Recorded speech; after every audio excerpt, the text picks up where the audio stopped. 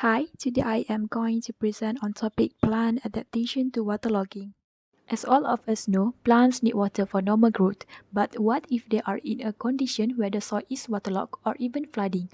How do all of these plants respond biochemically to this abiotic stress? In this video, I will explain on how plants adapt to waterlogging by modifying respiratory pathways, reactive oxygen species ROS, and plant hormone biosynthesis. First, plants maintain the energy by modifying the respiratory pathway from aerobic to anaerobic respiration. Waterlogging or flooding cause an insufficient amount of energy in plants. Based on oxygen level, plants divided into three conditions. First, normoxia. In this condition, plants have normal oxygen level and can normally generate ATP through aerobic respiration. Second, the immediate consequence of soil waterlogging causes oxygen deficiency, and this is called hypoxia. As oxygen available reduces, it becomes difficult for plants to generate ATP through oxidative phosphorylation. As respiration declines, there is a number of reduction in electron flow through the respiratory pathway, hence diminishing the ATP production. The third condition, anoxia, happens when no more oxygen is available, and plants have to shift from aerobic respiration to anaerobic fermentation. However, as the time of waterlogging is prolonged, the toxic substances from anaerobic fermentation such as lactic acid, alcohols, aldehydes, and other anaerobic metabolites can eventually lead to plant death.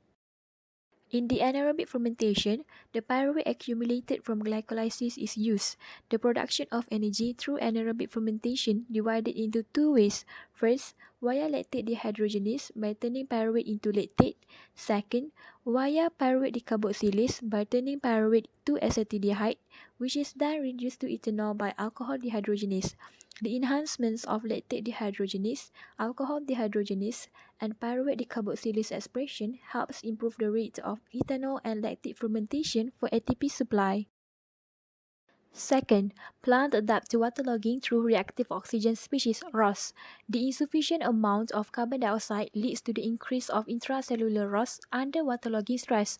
ROS, such as superoxide radicals, hydroxy radicals, and hydrogen peroxide, have a strong oxidizing activity and can cause lipid peroxidation and delipidation of leaf membranes, oxidative damage to proteins, DNA, cell membranes, and organelles. Although an excessive amount of ROS is harmful to plant, it is good in acting as signaling molecules in plant cells under stress. This signal increases the capacity of ethanol fermentation that can help increase the survival rate of waterlogged plants. To maintain the dynamic balance of ROS, plants rely on antioxidant enzyme system and other active antioxidants such as catalase, ascorbate peroxidase, superoxide dismutase, glutathione reductase, and peroxidase. All of these are major scavenging enzymes that protect the plants from the deleterious effects of ROS. Third, plant reacts to waterlogging through plant hormone biosynthesis. In waterlogged plants, ethylene, abscisic acid, and gibberellin are important in mediating shoot elongation. Both gibberellin and abscisic acid have an opposite features in plant growth responses, where gibberellin functions to stimulate, while abscisic acid inhibits the shoot elongation. Shoot elongation is stimulated when an ethylene-responsive transcription factor promotes SK12 transcription that also directly binds the promoter of gibberellin biosynthesis gene SD1, that thereby increasing the synthesis of gibberellin.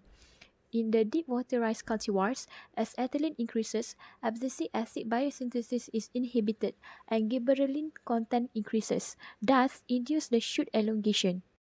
In non-deep water cultivars, SUB1A negatively controls the gibberellin by reducing the degradation of the gibberellin signal inhibitor protein SLR1, SLRL1 that inhibits shoot elongation. An increased brassinosterol level in the SUB1A rice genotype induces the expression of gibberellin catabolism gene GA2OX7, which represses gibberellin signaling. So then, shoot elongation is inhibited. The expression of ACS and ACO5 induced in rice root parenchyma promotes ethylene synthesis. The accumulation of ethylene increases auxin biosynthesis and transport, and vice versa.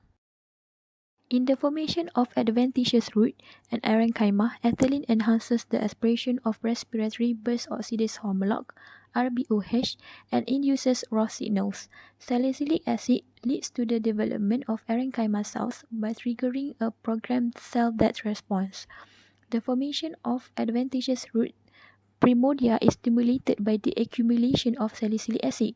Under waterlogging, jasmonic acid inhibits the action of salicylic acid and adventitious root growth. Melatonin triggers phosphatidic acid biosynthesis, suppression of excessive ROS, and then improve photosynthetic machinery and aerobic respiration. I think that's all from me. Thank you.